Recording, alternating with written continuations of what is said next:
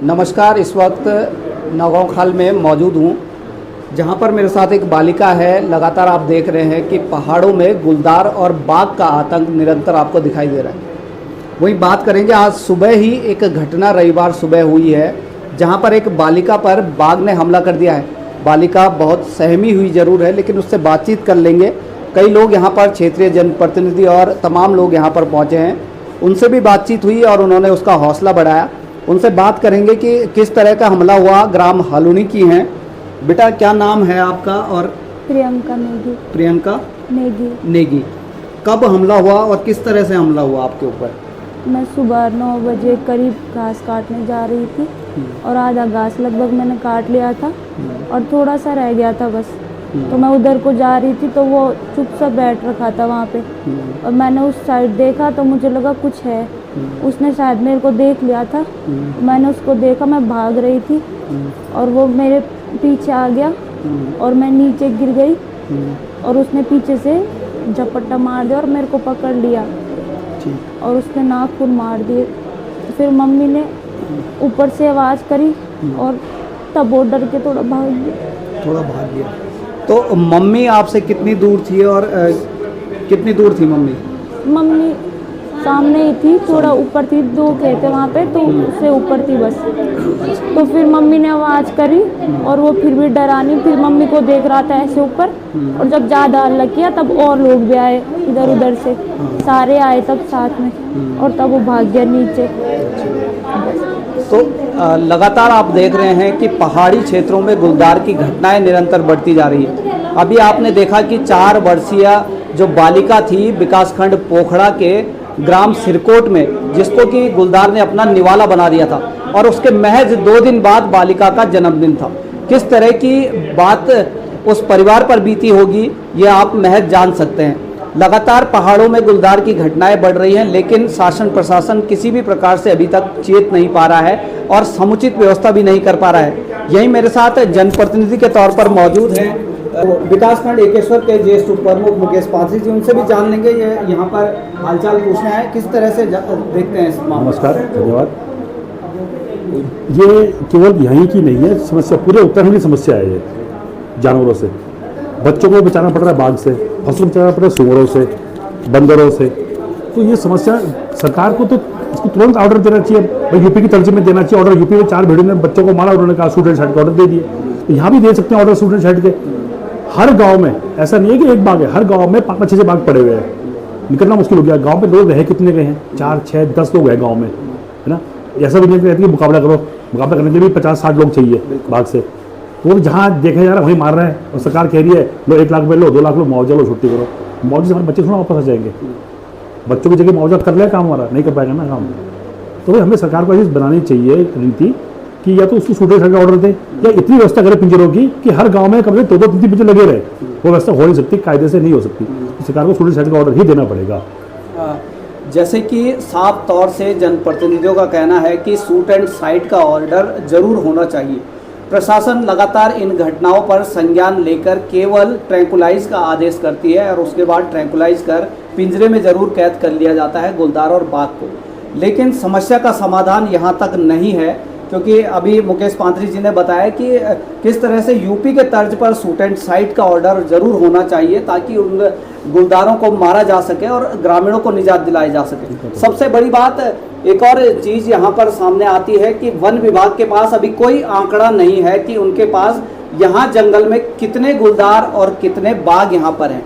तो ये भी एक बड़ा सवाल होता है कि वन विभाग या पूरा प्रशासन और शासन किस चीज़ को लेकर के यहाँ पर तैयारी कर रहा है, और पहाड़ों में जीवन किस तरह है। एक और चीज़ को लेकर के फिर मुकेश पांथरी जी के पास आते हैं। मेरा एक ये कहना भी है कि जो बाघ यहाँ से पकड़े जाते हैं वो बाघ कहाँ जाते हैं, उसकी मॉनिटरिंग कौन करता है? मॉनिटरिंग कोई होती नहीं, ये सवाल कोई उठाता ही नहीं है। आपने पोखरा से बाघ पकड़ा, छोड़ दिया एकेश्वर में, एकेश्वर से पकड़ा आपने छोड़ दिया भूमखाल में। आप प्रॉपर उससे छोड़ के आओ तो हमें बताओ ना रिकॉर्डिंग करके कि हमने यहाँ बाघ छोड़ा, जिम कार्बेट में छोड़ा है। जगह जहाँ उनकी वहीं छोड़ो ना उनको। आप यहाँ पकड़ दो, यहाँ पर छोड़ देते हो, ये नहीं चलेगा।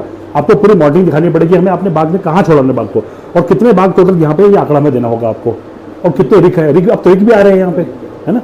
तो ये बिल्कुल सही बात, जिसको लेकर लगातार सोशल मीडिया में एक चर्चा का विषय जरूर बना होता है कि ये बाघ यहाँ पकड़ा तो जरूर गया, लेकिन अब छोड़ा कहाँ जाएगा। और तमाम सोशल मीडिया में इस तरह की बातें जरूर चलती हैं कि यहाँ पर ये जो बाघ है इसको छोड़ा कहाँ जाएगा, फिर दूसरे गांव में छोड़ देंगे।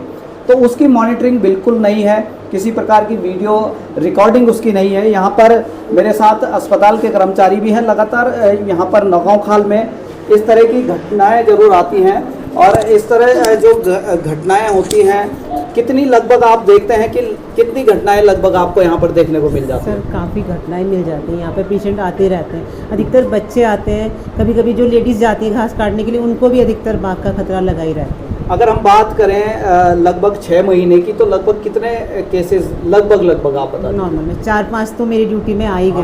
4-5 भालू वाला केस भी आया था सर, वो तो केस। आप बाघ का पूछ रहे हो तो मैं वो बता रही हूँ, लेकिन भालू वाला भी आया है। भालू वाला भी। बंदर के भी काफ़ी केस आते हैं, वो तो आए दिन आते ही रहते हैं। यहाँ पे ये सुविधा बहुत कम है कि इनको कुछ मतलब हमें भी नहीं पता चल पा रहा है कि क्या होगा आगे, क्या होगा, है ना, कि ये पता चले तो हम कुछ कर भी पाए। आप देख रहे हैं कि नगांव खाल एक सामुदायिक स्वास्थ्य केंद्र है, जहां पर पिछले 6 महीने में लगभग 4 जो केसेस हैं यहाँ पर जंगली जानवरों के अटैक के यहाँ पर आ चुके हैं। तो कहीं ना कहीं एक विडंबना जरूर है, और एक लोगों में भय का माहौल भी यहाँ बना हुआ है। बहुत भय का माहौल है। मेरे साथ राकेश नैथानी जी भी हैं, उनसे भी हम जान लेंगे कि निरंतर आप सक्रिय रहते हैं और किस तरह की घटनाएं, इससे पहले भी बहुत सारी घटनाएं, अगर आपसे बात की जाए ओवरऑल पोखड़ा एकेश्वर की, तो लगभग कितनी घटनाएं आपको यहाँ पर दिखाई दे रही हैं? धन्यवाद कुकसाल जी। जो ये गुलदार द्वारा जितने भी ये हमले हो रहे हैं, ये क्षेत्र में इस समय जो माहौल बन रखा है वो बहुत डर का माहौल बन रखा है, और लोग घर से जैसे रात का समय हो रहा है तो बाहर निकलने के लिए बहुत डरे हैं और मजबूर उनको अंदर ही रहना पड़ रहा है। और बाघ की ये गुलदार की जो ये स्थिति है, ये 7 बजे शाम के टाइम पे गुलदार दिखना हर मार्केट में एक आम बात हो गई। जैसे गांव में पहले जो कुत्ते होते दिखाई देते थे, तो आज वही स्थिति ऐसी हो रही कि गांव में गुलदार दिखाई दे रहे हैं। और आज सुबह ही हमारे बगल का जो गांव है हलुनी, जैसे मेरे को पता चला तो मैंने डीएफओ पौड़ी से भी संपर्क किया, और स्वास्थ्य विभाग की जो ये नगांव खाल में जो इंचार्ज इनसे भी संपर्क किया। तो उन्हीं के माध्यम से मैंने इनको बोला था, वहाँ पे जो हमारे पूर्व प्रधान जी है, कि नगांव खाल में बात हो रखी है, आप 108 करके नगांव खाल में लाके इनका मेडिकल जो भी है उनको सुविधा यहाँ पर कराया। और माननीय मंत्री जी से भी मैंने ये बात, आज जो हमारा 2 दिवसीय शिविर था, तो माननीय महाराज जी से भी मैंने ये बातें रखी।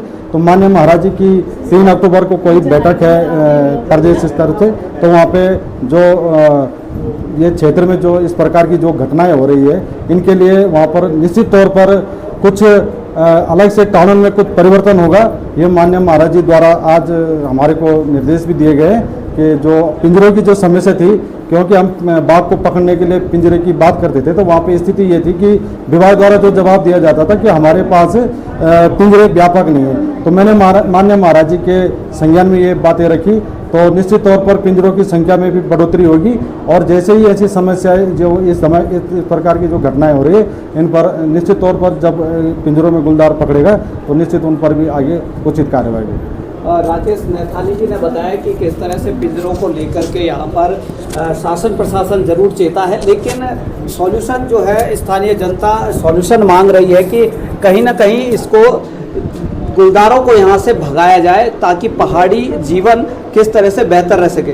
ग्राम सभा हलुनी की ग्राम प्रधान भी मेरे साथ मौजूद हैं। सबसे पहले आपका नाम जान लेंगे। और रजनी देवी मेरे साथ मौजूद हैं। इनके गांव में ये घटना हुई है, उसके बाद आप देख रहे हैं कि वो यहाँ पर पहुँचे हैं, अस्पताल में पहुँचे हैं, और तमाम ये घटनाएं यहाँ पर देखनी। तो किस तरह का माहौल गाँव में इस वक्त है?